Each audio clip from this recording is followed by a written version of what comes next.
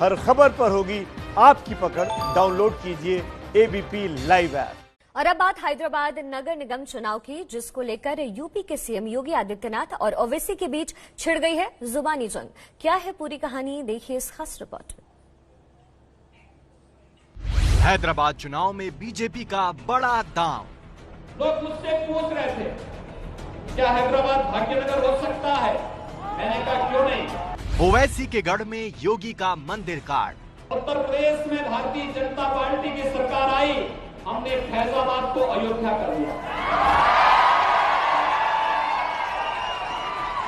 हमने इलाहाबाद को प्रयागराज कर दिया। क्या भाग्यनगर से खुलेगा बीजेपी का भाग्य? अरे तुम्हारी नस्लें खत्म हो जाएंगी, हैदराबाद का नाम हैदराबाद रहेगा इंशाअल्लाह। तो हैदराबाद में बीजेपी जिस सर्जिकल स्ट्राइक की बात कर रही थी वो योगी ने कर दिखाई। तीर निशाने पर लगा है और अब लड़ाई सीधे हैदराबाद की पहचान की हो गई है। मित्रों, कोई जाति मत और मजहबी व्यवस्था नहीं, ये सांप्रदायिक नाम भी नहीं। भाग्यनगर का मतलब समृद्धि का प्रतीक, यहाँ के विकास का प्रतीक। ये इलेक्शन मुकाबला होगा हैदराबाद और भाग्यनगर का नाम रखने वालों से। अगर आप हैदराबाद को हैदराबाद रखना चाहते हैं तो आप मंजिल के निशान पतन पर मोहर लगाइए।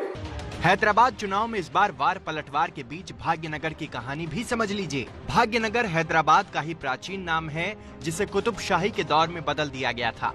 अब बीजेपी हैदराबाद की वही पुरानी पहचान लौटाने के नाम पर ध्रुवीकरण की कोशिश कर रही है। निजामशाही के पदचिन्हों का अनुसरण करके यहाँ के नागरिकों का शोषण कर रहे हैं, यहाँ के विकास को बाधित कर रहे हैं, यहाँ पर भ्रष्टाचार फैला करके यहाँ के आम जन की भावनाओं को रोकने का कार्य कर रहे हैं। ग्रेटर हैदराबाद म्युनिसिपल कॉर्पोरेशन का चुनाव को जवाब देने के लिए आप सबके पास एक अवसर के रूप में आया है। वो चीफ मिनिस्टर आए यूपी से, उन्होंने बोल रहे मैं नाम बदल देता हूँ। अरे भाई साहब, आप क्या ठेका लेके रखे? अच्छा इनसे पूछो ताजमहल कौन बनाया? वो नहीं मोहम्मद बादशाह नहीं बना, वो और बनाए थे, हमारे आदमी बनाए थे, इसलिए उस वहां पे अरे हर चीज पे तक। अब कुतुब मीनार बोल रहे वो भी नहीं है, क्या क्या अब कल बोलेंगे चार मीनार कोई और बनाया था।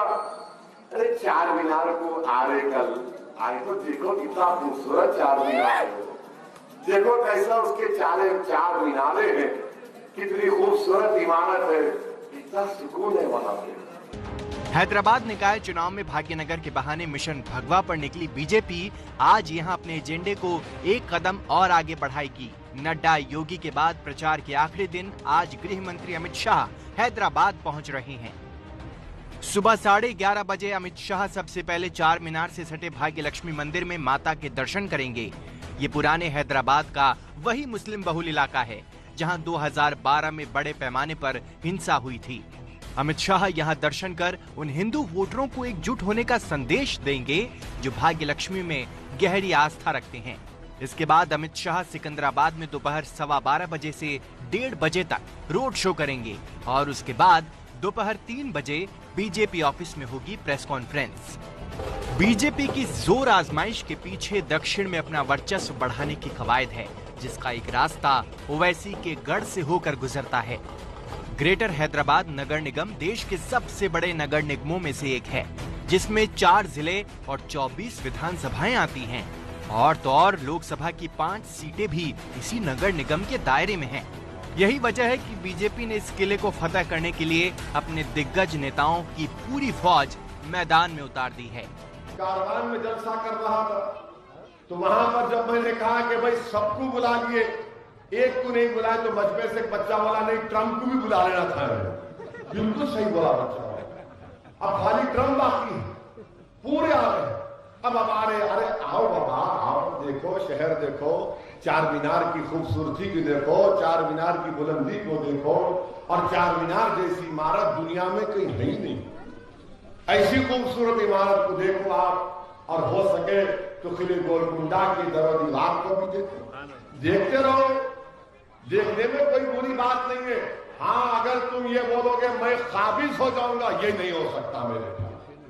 ग्रेटर हैदराबाद नगर निगम के लिए 1 दिसंबर को वोटिंग है।